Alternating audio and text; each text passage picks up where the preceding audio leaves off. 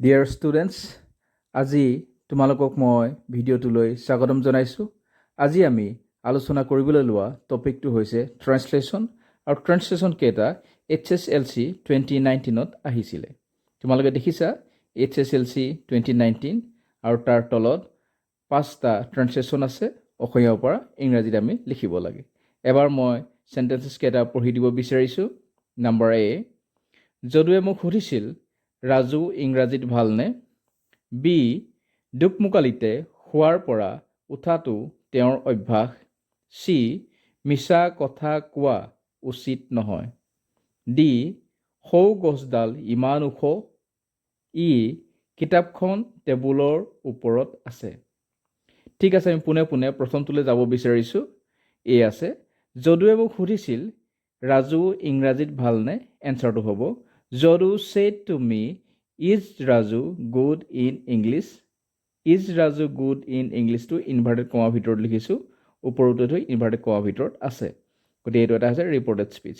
আৰু এইটো নেৰেশ্যনৰ পৰা আনিছে। এইটো ৰিপৰ্টেড স্পীচটো ডাইৰেক্ট নেৰেশ্যনত আছে। যদুৱে মোক সুধিছিল, তাৰ ঠাইত মই লিখিছোঁ যদু said to me।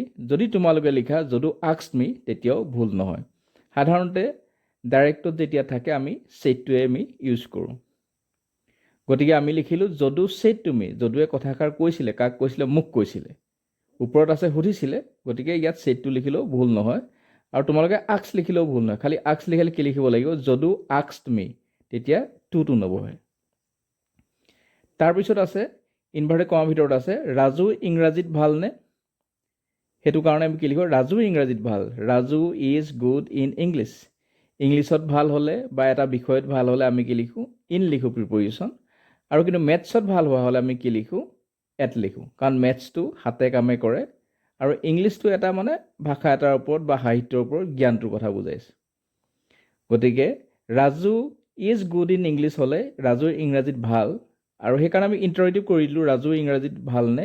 সেইকাৰণে আমি লিখিলোঁ is Raju good in English. এইটো তোমাৰ ডাইৰেক্ট স্পীচত আছে। এইটো বা ডাইৰেক্ট নেৰেশ্যন বুলি কোৱা হয়। এইটো নেৰেশ্যনৰ পৰা আহিছে। ঠিক আছে, আমি ইয়াৰ পিছৰটোলৈ আহিছোঁ। দুকমুকালিতে শোৱাৰ পৰা উঠাটো তেওঁৰ অভ্যাস। এনচাৰটো হৈছে to get up from bed at dawn is his habit. ইয়াত আমি গেট আপ যিটো ফ্ৰেজেল ভাৰ্ব হৈছে, মানে প্ৰিপজিশ্যনেল এইটো ভাৰ্ব হৈছে, গেটৰ পাছত আপটো লাগিছে। আৰু তাৰপিছত ফ্ৰম বেডটো আমি লিখিব পাৰোঁ, নিলিখিলেও ভুল নহয়। মানে গেট আপ মানে বিচনাৰ পৰা উঠা বা শোৱাৰ পৰা উঠা বুজায়। এট ডন মানে হৈছে দুকমুকালি ৰাতিপুৱা, সেইকাৰণে তাৰ আগত প্ৰিপজিশ্যন এট হয়, সেইটো মন কৰিব। ইজ হিজ হেবিট, এইটো হৈছে তেওঁৰ অভ্যাস। বা হিজ হেবিটটো আমি আগত দিও লিখিব পাৰোঁ। His habit is to get up at dawn, তেনেকৈ লিখিলেও ভুল নহয়। খালি মন কৰিবা, গেট আপ যদি আগত যদি লিখোঁ, তাৰ আগত আমি টুটো লিখিব লাগিব, মানে টু গেট। বা আমি এনেকৈ লিখিব পাৰোঁ, গেটিং আপো লিখিব পাৰোঁ, তেতিয়া আমি টুটো নালাগে তেতিয়া। ঠিক আছে, আমি পিছৰটোলৈ আহিছোঁ। চি, মিছা কথা কোৱা উচিত নহয়। এনচাৰ লিখিছোঁ ওৱান শুড নট টেল এ লাই।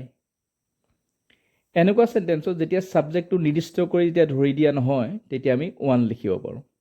বা মই মিছা কথা কোৱা উচিত নহয়, আমি মিছা কথা কোৱা উচিত নহয়, সিহঁতে মিছা কথা কোৱা উচিত নহয়, তেতিয়া তাত ছাবজেক্টটো থাকে। কিন্তু ইয়াত কোনো ছাবজেক্ট নাই। গতিকে কোনো যদি ছাবজেক্ট যদি দিয়া যদি নাথাকে, তেতিয়াহ'লে আমি ছাবজেক্টটো ওৱান হিচাপে আমি লিখিব পাৰোঁ। ওৱান শুড নট টেল এ লাই। ইয়াত লাইটো নাউন হৈ আছে, এইটো মিছা কথা বুজাইছে। আৰু মিছা কথা কোৱা হ'লে ভাৰ্বটো টেল ব্যৱহাৰ কৰা হয়, আৰু সঁচা কথা কোৱা হ'লে স্পীক ব্যৱহাৰ কৰা, স্পীক দ্য ট্ৰুথ। ডিটোলৈ আহিছোঁ। সৌ গছডাল ইমান ওখ, আৰু শেষত তোমালোকে দেখিছা দুটা এক্সক্লেমেশ্যন আছে, মানে এইটো এটা এক্সক্লেমেটৰী চেণ্টেন্স। গতিকে সেইকাৰণে তাৰ এনচাৰটো হৈছে how tall that tree is. Note of exclamation আমি ব্যৱহাৰ কৰিছোঁ। হাউ টল কিমান ওখ, ডেট ট্ৰী ছাবজেক্ট হৈ আছে, আৰু তাৰপিছত আমি ভাৰ্বটো লিখিছোঁ ইজ। এনেকুৱা থাকিলে আৰু তেনেকুৱা ধৰণৰ কিছুমান চেণ্টেন্সেছ আছে,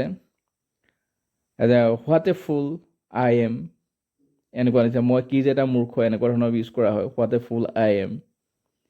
তেনেকৈ হাউ বিউটিফুল দ্য ফ্লাৱাৰ ইজ, ফুলপাহ কিমান ধুনীয়া, এনেকুৱা ধৰণৰ তুমি চেণ্টেঞ্চেছ তোমালোকে পাবা।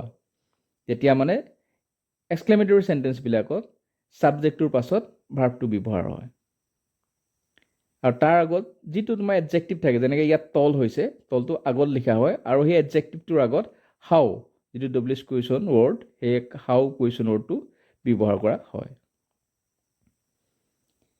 এতিয়া আমি ইয়াৰ পিছৰটোলৈ আহিছোঁ। কিতাপখন টেবুলৰ ওপৰত আছে, এনচাৰটো হৈছে the book is on the table. এইটো বহুতে সহজ, নিৰ্দিষ্টকৈ তোমাক বুজাই দিছে। কিতাপখন নিৰ্দিষ্ট কিতাপ, যিখন কিতাপ তুমি চিনি পোৱা। টেবুলখনৰ ওপৰত আছে, টেবুলখন নিৰ্দিষ্টকৈ দেখুৱাইছে, যিখন টেবুল তুমি চিনি পোৱা, বুজি পাইছা। গতিকে the book is on the table, ইয়াত প্ৰিপজিশ্যনটো হৈছে অন, মানে টেবুলৰ ওপৰত থকা বুজাবলৈ আমি অন প্ৰিপজিশ্যনটো ব্যৱহাৰ কৰোঁ। এইখিনি ইমান বিশেষ টান নহয়, গতিকে তোমালোকে এইটো বুজি পাইছা নিশ্চয়। গতিকে আমি ভিডিঅ'টো ইমানতে সামৰিব বিচাৰিছোঁ। ভিডিঅ'টো লাইক কৰিবা, ফ্ৰেণ্ডছৰ লগত শ্বেয়াৰ কৰিবা, আৰু এনেকুৱা ধৰণৰ এডুকেশ্যনেল ভিডিঅ' পাই থাকিবলৈ হ'লে চেনেলটো ছাবস্ক্ৰাইব কৰি ল'বা। Thank you all.